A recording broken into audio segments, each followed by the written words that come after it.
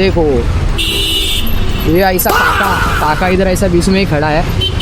अभी काकांच्या समोरून जाऊ शकत नाही आपण. काय करूया, जाऊया काय? ऐसा मत करो मेरी जान.